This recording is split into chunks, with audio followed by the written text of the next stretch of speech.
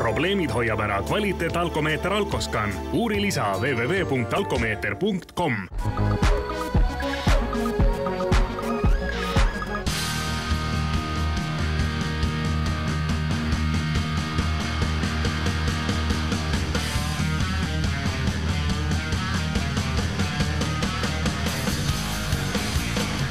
Tere, kallid liiklussaate vaatajad! Algamas on roolivõim ja nagu eelnevates saadetes meil juba heaks tavaks on saanud, teeme väikese kiire ülevaate, mis siis tänases roolivõimu saates osade kaupa tulema hakkab ja juba teile ette ära öelda, et saate kõige populaarsem osa, vähemalt nagu viimases saates selgus, on see väga-väga odav auto lõik ja see ka tänases saates tulemata jää. Aga kõigepealt siis vaatame, milline see liiklussaade täna välja kujuneb. No, siin oleks tegelikult Läti politsei pidanud selle asja kindlasti ära lahendama, et see näitas nende ebaprofessionaalsust. Et autokoolid on endale tekitanud raha tegemise masina, nõutakse seda ainult selleks, et autokoolidel oleks parem elu. Kui tihti te üldse oma alkomeetrit kalibreerite? Esimest korda. Ja palju te üldse kasutate alkomeetrit? No kui osta sai, siis sai proovida tihti, aga siis hakkas kalossi numbreid näitama ja unus ära. Kui näiteks see auto oleks pakkumises ja hinnast laseksime alla 30 000 krooni, siis läheks auto teile maksma rohkem ega vähem kui 1 220 000 krooni. Järgnevas loos tulime siia Tallinna lähedal Männikus asuvale Libeda rajale, kus siis toimub lõppastme koolitus ja tulime tegelikult uurima seda, mis siis viimasel ajal on ajakirjandusest läbi käinud, et tegelikult on see üks rahakorjamise aparatuur, ehk siis viime aga raha autokoolidele. See on kohustuslik, läbi tuleb see teha, kuid kasu sellest mitte midagi pole. Minu hea sõber Krimisaatest saatejuht Imre Kaas on muuseas lõppastme koolitusel ja vaatame, kuidas temal siin täna siis see sõit välja tuleb. Pange need rattad sinna puhtam tee osa peale, saate paremini liikuma. Mis sa salad, aga eks me sellepärast siia natukene tulime ka, et vaadata, kuidas siis Krimisaatejuht sõiduga hakkama saab ja kokkuvõte on nii, et põdra ajasid sa siin alla kohe esimese raksuga. Jah, ma arvasin küll, et olen kogenud autojuht juba, aga tuleb välja, et libeda sõit on hoopis midagi muud tegelikult kui see, mida ma senimaani kogenud olen. Nii et tõmbas autol ikka mitu tiiru peale enne, kui seisma jäi.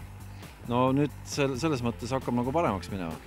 Et kogemused tulevad, ka tüdruk, kes praegu selle autoroolis seal istub, ütles, et aasta otsa pole sõitnud, aga 3 korda on põdra alla ajanud, võib-olla 4. kord tuleb välja nüüd. Nii et pole mingi tilu-lilu selles mõttes, et ei ole nagu tegemist lihtsalt mingi raha võtmise asjaga? No ei ole tegelikult, ma tean, et paljudes riikides sellist koolitust üldse ei ole, et antakse sulle kohe load kätte ja sõida palju tahad, aga tõesti, ega see noor juht ei tea, mis see libe tegelikult on ja selles mõttes ega see mööda külge maha ei jookse. No kui pikk protsess libedasõidu koolitus üldse on? Rahvakeeli libedasõidukoolitus ja määruse järgi siis lõppastme koolitus hõlmab endast 5 tundi teooriat, 6 sõidukorda libedal ja 2 sõidukorda linnas, ehk kui teda üritada läbi viia 1 päevaga, siis tegelikult on tegemist täispika päevaga, et alustada hommikul kell 8, siis koolitus lõppeb orienteeruvalt õhtul kell 8. Ma saan aru, et ega te vähemalt seda sõiduosa neile kergeks teinud ei ole, sest 10-9 tulevad siit ilusti spiraalis. Sõiduosa kerge või mitte kerge, eks see sõltub sellest, et kui suure kiirusega sellele harjutusele peale minna ja kui rääkida selle koolituse eesmärgist üleüldse, siis koolituse eesmärk on anda sellele noorele juhile teada piir, tema võimete piir ja mis siis juhtub, kui ta oma võimete piiri on ületanud. Ja õpilased tunnetavad selle poole pealt väga hästi, et selline väike kiiruse lisamine nagu 2-3 kuni 5 kilomeetrit tunnis võib saada saatuslikuks selleks, et ühel juhul on tegemist juhiga, kes kontrollib sõidukit ja teisel juhul on reisija, kes on rooliga. Praegu tunduvad reisijad rohkem olema, et kas peale sinu selle koolituse lõppu on nad autojuhid? Ei, kindlasti mitte. Sellepärast, et füüsikaseadused kehtivad iga inimese jaoks ja selle koolituse eesmärk on pigem panna inimene mõtlema ja anda talle siis aimu sellest, et kui see füüsikaseaduste poolne piir on ületatud, ehk ohtu ette näha, kuidas tegutseda ohuolukorras ja kuidas viia põhimõtteliselt siis halvimal juhul tagajärgi miinimumini, kui on liiklusõnnetus juhtunud, et kuidas vähendada kahjude suurust. Vaata, magas maha selle libismise alguse. Läks auto libisema, jäid midagi ootama ja siis, kui auto tegelikult oli juba käest ära, siis hakkasid rooli keerama. Et ole valmis selleks libismiseks. Kuidas õpilased ise sellesse lõppastme koolitusse suhtuvad? Pigem on see, et jälle peab kuhugi raha maksma ja midagi jälle kuskil ära tegema. Peab ära tegema, et siis saab need õiged load kätte. Tõsi ta on. Kui vaadata internetifoorumeid, siis sealt võib lugeda välja igasuguseid jutte, et autokoolid on endale tekitanud raha tegemise masina, nõutakse seda ainult selleks, et autokoolidel oleks parem elu. Samas vaadates meie kooli õpilaste tagasisidet, siis see on äärmiselt positiivne ja öeldakse üheselt ka seda, et kõik autojuhid peaksid sellise koolituse läbima. Samas on linna peal väga palju ka jutte, et autokoolid viivad seda läbi kas fiktiivselt, viivad seda läbi vähendatud mahus ja tegelikult see ei ole õige, see devalveerib selle koolituse mainet ja ei anna seda tulemit, et kui me nüüd võrdleme inimest, kes ostab endale ujumiskursuse ja treener võtab ta käest raha ja ütleb, et teate, et ma ei oskagi teile rohkem midagi anda ja lükkab ta basseini vette ja ütleb, et õppige ise, siis tulemus ei ole kindlasti positiivne. Täpselt sama on ka autojuhtidega, kus me saadame teele mitte täisväärtuslikku koolitust saanud inimesed, mitte täisväärtuslikke teadmisi ja oskusi saanud inimesed. See on meile kõigile ohtlik, see on nendele autojuhtidele endile ohtlik ja siia tuleks nagu selle poole pealt südamega suhtuda. Need juhid tõesti, nad ei peagi olema ju sõiduprofessionaalid. Eriti hästi nad hakkama siin veel ei saa, et masinad ikka jagub. Masinaid jagub ja seda tänu professionaalsele kaadrile, et õpetajate või instruktorite kohustus on tagada siin raja peal ohutus ja see on siis tagatud läbi raadioside ja korralduste andmise, et instruktorid hoiavad asjal kogu aeg silma peal. See pidur lahti, siis saad juhtida autot. Väga hea, tubli.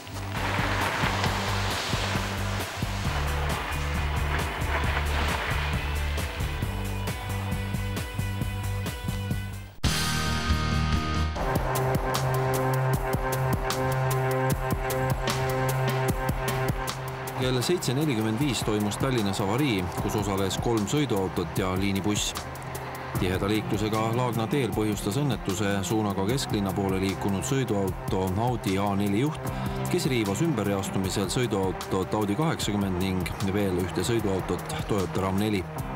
Audi 80 paiskus saadud löögist ette ühistranspordi veal liikunud liinibussile number 67. Sõitsime hommikul linna poole ja minu arust oli juba see buss ja valge auto kokku sõitnud ja siis tume auto tuli külje pealt, sõitis vist valgele autole veel otsa ja siis mina sain temalt löögi. Ну как, вот как мог остановил, он неожиданно сюда вмер. Хорошо, еще скорость небольшая была, что к остановке подъезжал. Inimesed õnnekombel õnnetuses viga ei saanud. Liiklus oli aga tipptunni ajal Lasnamäelt kesklinna poole tublisti häiritud.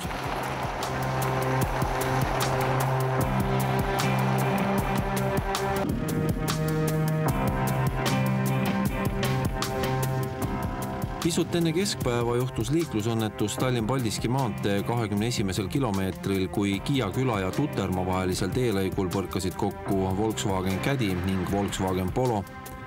Esialgse info kohaselt kaotas üks sõidukitest juhitavuse pärast kaldumist libedaga teeservale.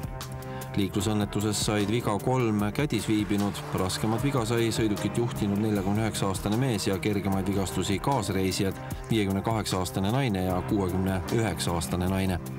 Samuti sai kergemalt viga sõiduautot Polo juhtinud 37-aastane mees.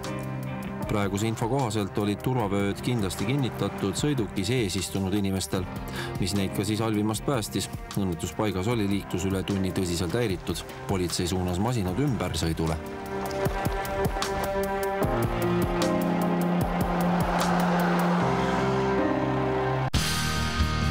Kohe aga uurimegi, millised on need riigid, kus tuleks üle vaadata kaskokindlustus ning tavalist liikluskindlustust?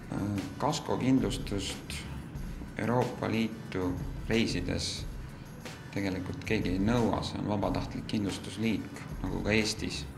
Et kui ta on olemas, siis seda võib lepingust üle kontrollida, kas see kehtivuspiirkond katab neid Euroopa riike, kuhu minnakse. Kindlasti julgem oleks endale kasko peale panna, kui juhtuma peaks õnnetus. Seda kindlasti, et kaskokindlustus ei ole kunagi liiga palju, et on kindlam liikuda Euroopas. Millised maad siis võivad olla, kus ei kehti kaskokindlustus? Euroopas liikudes kehtib ta praktiliselt igal pool, et võib-olla on seal endised SRÜ riigid, kus mõnel kindlustusseltsil on siis see välistatud või tegelikult saab ka selle juurde sinna osta, et see on lihtsalt lepingus küsimus, kuidas see vormistatud. Ja siis rohelise kaardi koha pealt, kui siin nüüd seda mõeldakse, Euroopa Liidu riikides ja Euroopa majanduspiirkonna lepinguriikides kehtib tavapärane roheline kaart, mis on tasuta. Aga nüüd ülejäänud riikides Euroopas võib kindlustusandja küsida lisamakset, ehk need on siis nii-öelda tasulise rohelise kaardi riigid, ja milleks on hetkel siis Venemaa, Ukraina, Valgevene, Türgi, Bosnia-Hertsegoviina ja nii edasi, seal on mõni riik veel. Et sinna minnes tuleks kindlasti kaasa võtta roheline kaart, see on kohustuslik. Kelle poole peab pöörduma, kui toimus avarii? Meie kogemus puudutab Lätit, kus avarii toimunut ei tahtnud kuidagi kohalik politsei hakata vormistama, kuna meil oli Eestis tehtud kindlustus. Nad ei saanud üldse aru, mida nad tegema peaksid. Kuidas käituda, kas saab pöörduda kas või telefonitsi mõnda eesti keelt rääkivase instantsi? Siin oleks tegelikult Läti politsei pidanud selle asja kindlasti ära lahendama, et see näitas nende ebaprofessionaalsust. Kohalik politsei peab kindlasti vormistama dokumendid, olema nii-öelda sellele kahjukannatajale või süüdlasele abiks see asi ära lahendada. Võib-olla siin oli ka selline lugu, et liikluskindlustuspoliis, mis oli eestikeelne, oli võib-olla Läti politseile segane, oleks võinud olla roheline kaart kaasas, mis on inglisekeelne ja see on nagu siis tõend liikluskindlustuse kehtivuse kohta. Kuidas on Venemaale sõiduga? Mul BMW X5 ja olen kuulnud, et selle autoga tuleb kindlustustees veel eriline jama. Jah, see on tõesti nii, et kallimate luksussõidukite puhul kindlustusseltsid tihti Venemaa territooriumi ei anna kindlustuskatteks. Kõik juhud vaadatakse alati läbi case by case, kes on kindlustusvõtja, mis sõidukiga täpselt tegu. Tihti nõutakse lisaturvaseadmeid, Datadot, TrackCard ja nii edasi süsteeme. Ja ma usun, siin oleks nüüd kõige lihtsam Easyst küsida pakkumine konkreetne sellele sõidukile ja siis pakkumises on juba välja toodud, milliseid lisatingimusi seavad kindlustusseltsid kindlustamaks seda sõidukit Venemaal. Nii et enne reisile minekut tasuks kindlasti helistada Easy kindlustusse ja küsida täpselt üle need punktid, mida ei tea päris täpselt. Jah, tingimused võiks alati üle käia lepingus.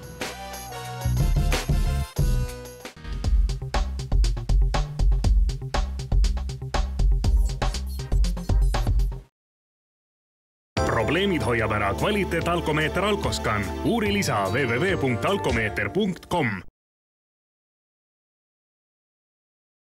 Probleemid hoiab ära kvaliteet alkomeeter Alkoskan. Uuri lisa www.alkomeeter.com.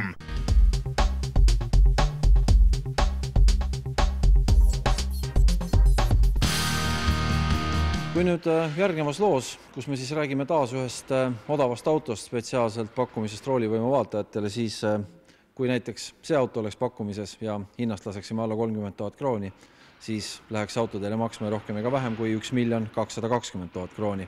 Meie tänane saate pakkumine on aga loomulikult märksa odavamast hinnaklassist ja siit meie uus staar tulebki.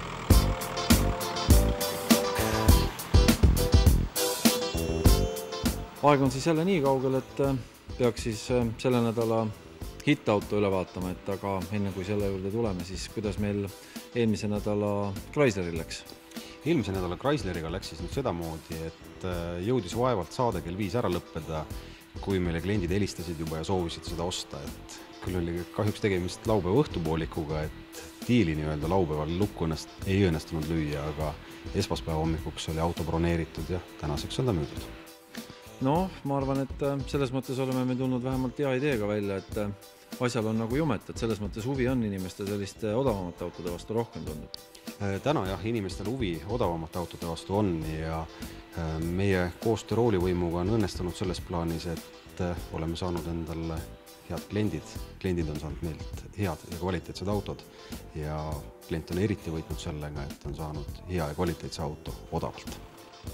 Seda puhku siis Volkswagen, räägi siis millega tegemist?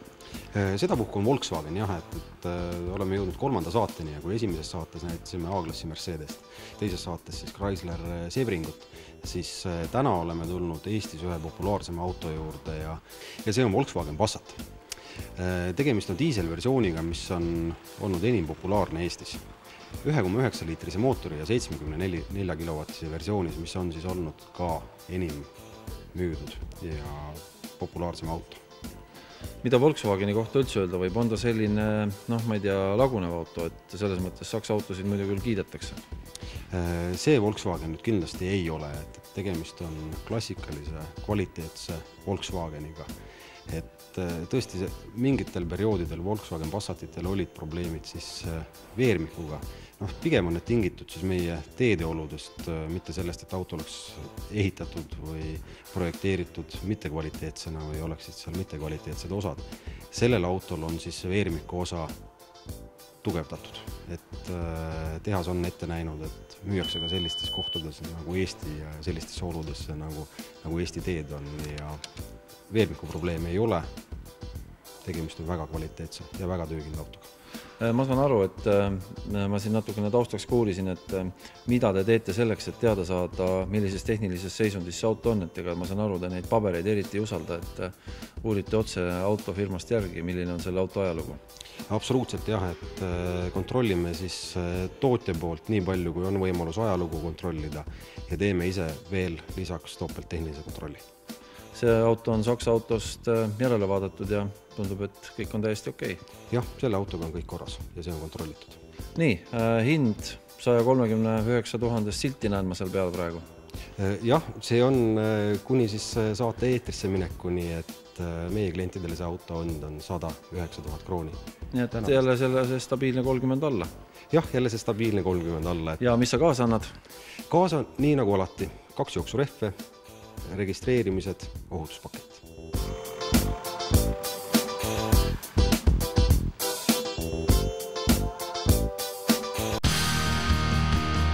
Te olete meile siin saatesse kirjutanud, et räägite hästi palju alkomeetritest, kuid nagu ma teile hooaja alguses ütlesin, on meil 2 prioriteeti. Igale autojuhile, kui ta just ei ole tõesti täiskarsklane, autosse alkomeeter ja lapsed ja noorest peast kenasti liiklema õpetada. Need on meie prioriteedid ja me jätkame neid teemasid raudkindlusega ja me räägime järgnevas loos natukene taas alkomeetritest, kuid seda selles võtmes, et nüüd on olemas ka Pärnus esindus, kuhu te saate oma alkomeetri kalibreerimisse tuua ja tänases loos võib-olla vaatame natuke lähemalt ka, mida inimesed ise nendest alkomeetritest arvavad.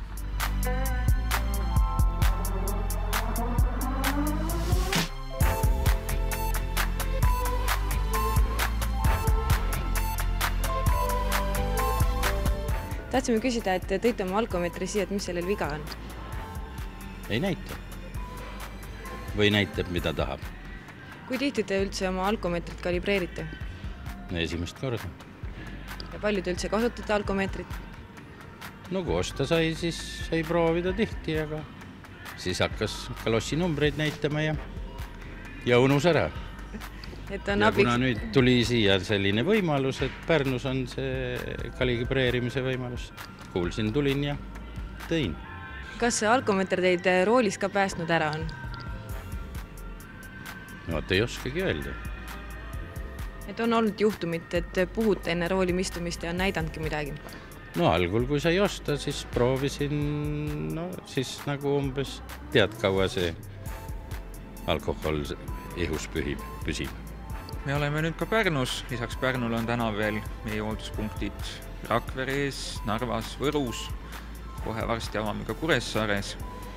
Ja selle asja mõte on just see, et inimestele tuua see kalibreerimisteenus peamiselt ligemale, sest inimestel on neid aparaate, alkomeetreid Eestis juba üsna palju, see on 50-60 000 vahel, mis need seadmed inimestel on. Ja praegu räägitakse meil majanduslangust ja kõigest sellest, seda enam ma arvan, et on mõistlik see 1000-kroonine või 2-3 kroonine aparaat, kui ta juba omal ajal soetatud on, siis kindlasti teda ka hooldada, et tast kõige rohkem kasu oleks, et see seadeldis teil ikka täpseid numbreid näitaks ja mis kõige tähtsam hoiaks ära teid pahandustest, kui tõesti mõnikord peale väikese alkoholi tarbimist või mõnda suuremat pidu järgmisel päeval on autorooli asja, et siis oleks ikka kindel, et te sinna istuda võite ja kohtumine politseiga teie rahakotti 18 000 krooni võrra ei kergenda. Või mis veel kuuleme, et õnnetus ei juhtuks. Millised võimalused Pärnu hoolduspunktis on? Põhimõtteliselt kõik need, mis ka meil Tallinnas, siia saab tuua aparaadi hooldusesse, kui teil on mõni mujalt maailmas soetatud alkomeeter, siis saate ta anda kas või ainult kontrolliks.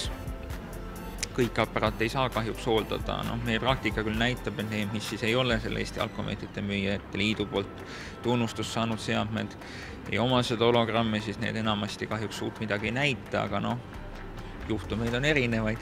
Õnn on pime selles osas, mõnel on võib-olla vedanud ja õnnestunud osta ka kuskil aparaat, mis näitab. Aga me saame nad üle kontrollida, inimene toob ta siia, siin korjatakse need seadmed kokku, nad saadetakse Tallinnasse laborisse ja tulevad siia tagasi.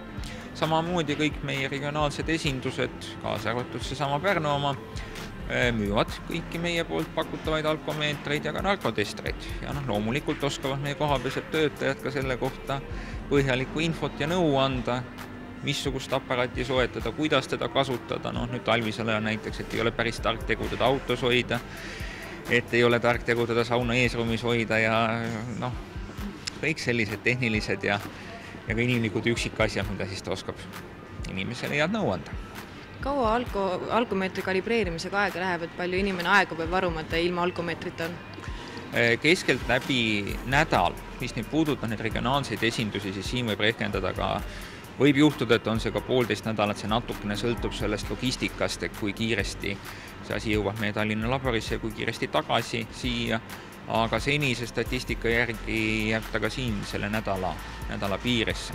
Tallinnas ja Tartus me pakume ka kiirteenindust, sest seal on võimalus, kuna laborid on koha peal. Aga neis maakonnakeskustes on see siiski kuskil nädalaga peab arvestama. Kaua klient aega peaks varuma, kui ta teie juurde tuleb? Umbes 5 minutit läheb tal siin, kui ma täidan ära need tellimuslehed. Kuidas järjekorraga on? Uksest välja? Päris nii ta ei ole, aga natukene aega tuleb ikka varuta, kui siia meie juurde tullakse.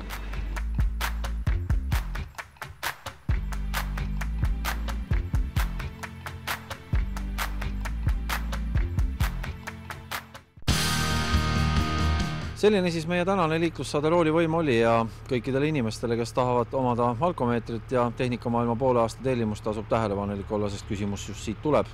Ja ega meil need alkomeetrid ju teile auhinnaks välja panna on ja toob need teieni Rovico ning Rovico avas ühe uue büroo ühes Eesti linnas, küsime lihtsalt selle linna nime. See on meie koduleheküljel siis üks 3 vastuse variandist, mis seal üleval on. Tuletan teile kindlasti meelde, et ei piisa minu meili peale saadetud vastusest. See peab olema registreeritud just meie kodulehel, sest automaatrežiim valib võitja välja ainult nende nimede seast, kes on ennast kodulehel registreerinud. Jah, teiega kohtume juba nädala pärast ning seniks aga ohutut ning turvalist liiklemist.